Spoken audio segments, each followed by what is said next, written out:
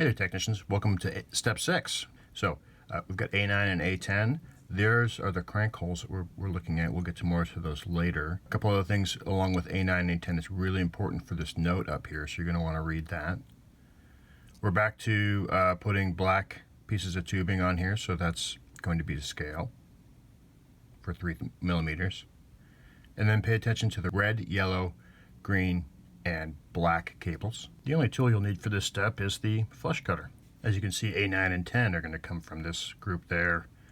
I've got my black tubing cut into various sizes, so 3 millimeters is nice to have, but as you can see, sometimes if I mess up a little bit, it's okay.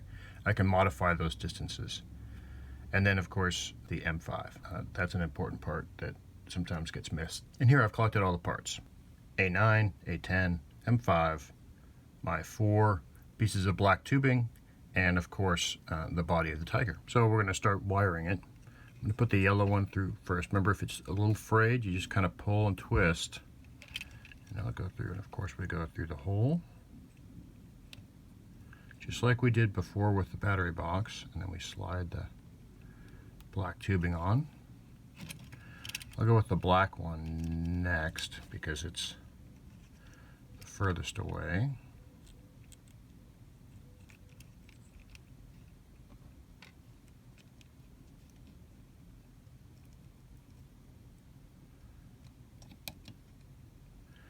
Very important I make metal to metal contact here. I've had technicians wire it too close, and then we need metal so that we can conduct those electrons.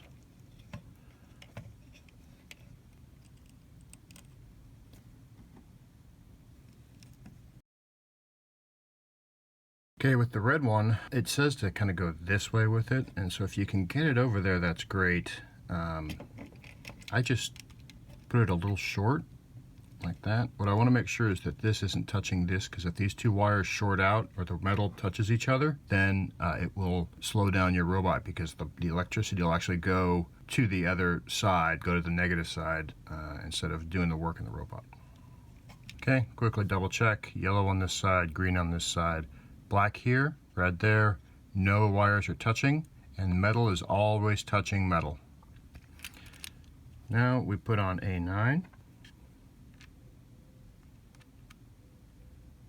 And so that I'm following that note, you can see that I've put the arrow up here. So I'm going to flip this over like this. And now I'm going to put the arrow down or towards me on A10. That's going to make sure that this arrow here is pointing this way.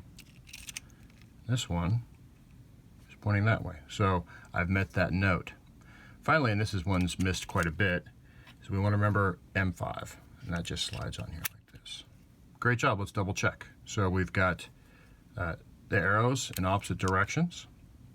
We've got M5 on here covering the pads, and we've got the 4 colors in the correct spots, and the wires are not touching each other, but the wires are touching the posts for the switch. Of course, my favorite test that we do is to put the battery in. So let's give it a try.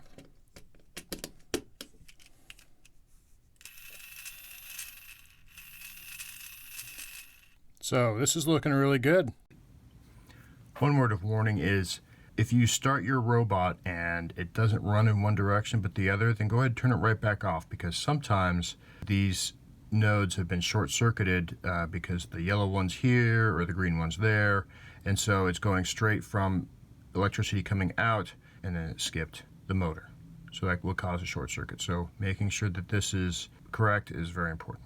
Also, another thing often missed is the M5.